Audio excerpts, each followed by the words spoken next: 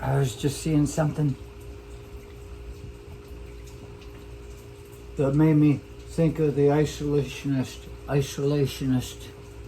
stint we were running into somewhere after World War I. How, and we were becoming isolationist and stuff, and we were still screwing people over in the world. That's why we got hit by Japan for Pearl Harbor. But,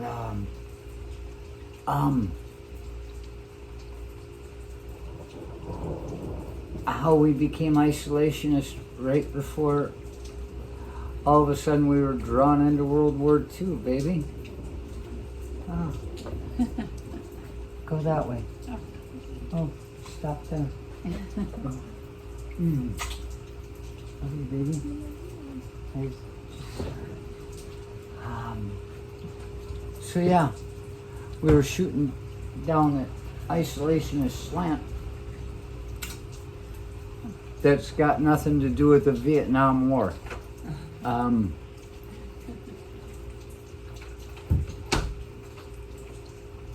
we get drawn into this big world war. And there in the last campaign, the last 4 years, whatever it was, I started thinking we were moving in another isolationist slant. How we're going to pull, because we do have the ability to take care of ourselves. It's just that we want more, just to keep people from getting too much to the point that they might want more and come over here. So we're out there, And so we've got little bases everywhere where we've ever beaten anybody up, just as a reminder. That, and to breed them out, prima nocturne, hell, before you even get to the wedding. She'll just blame him, and they get married, and they look and they see that child's awfully white. That's mighty white of ya. Oh! Don't get me started on the WIGHT, the warlike people from the island of Wight. Don't you know, when you say that's mighty white of you, it really means that's mighty warlike of you. That's why it sounds so sarcastic when somebody says it's supposed to be sarcastic. It's mighty white of you. Like you're trying to be my friend. And so I thought maybe we were moving into an isolationist state. But the more I think about it, I don't think that poor guy had any idea what the hell he was doing. He was just screaming a lot and making a lot of noise, and people are like, yeah, I can hardly hear myself think. Oh, and they get the things he's saying because they can hardly hear themselves think, confused with the things that they think they're thinking. It's so loud. And they say, ha, finally, somebody who talks like me. You see how easy that is? But,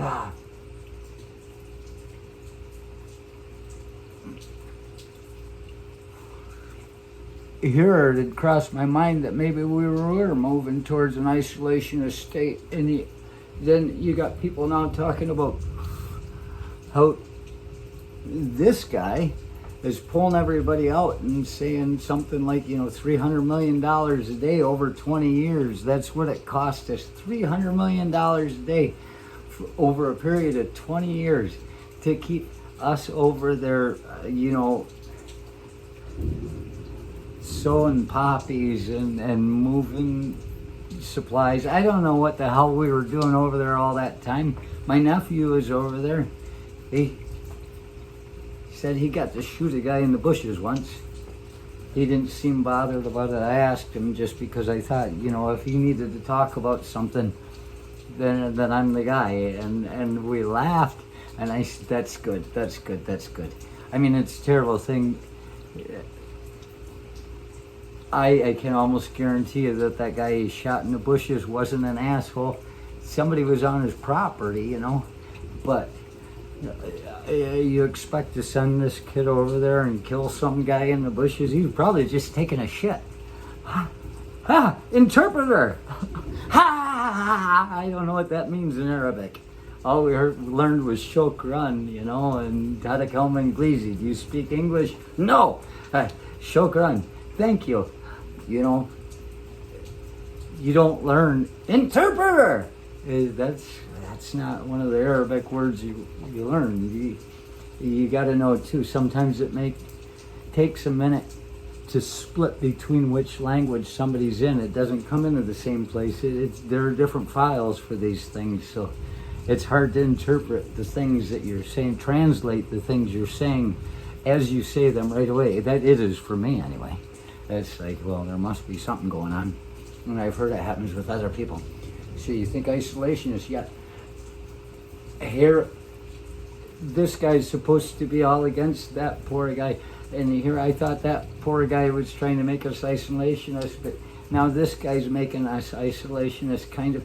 And you wouldn't say so just saying Afghanistan, but if he's thinking globally and talking about 170,000 boots on the ground all over the world and bringing them all back home. And, well, I hear that and I'm like, I don't know if that's a good idea. Personally. And then I realize I may not be the smartest guy in the world. All I know right now is I'm somewhere between the smartest and dumbest guy in this room right now. I'm somewhere in between and everywhere else. But it may be with my line of thinking, and you know, if we pull everybody home, then it's going to be harder to get at these other places when they're attacking. But then I realized, I just realized, I'm like, that's faulty reasoning. Because why would any of these other countries even want to invade us when they've got free health care and free fucking pre-K and free child care and free elderly care? And, you know, they're working as a community. If we call it a country, it sounds like something we're working for. But if we call it a community, maybe that's what we need to start doing. If we're going to get these knuckle fuckers that we're electing to do anything at all.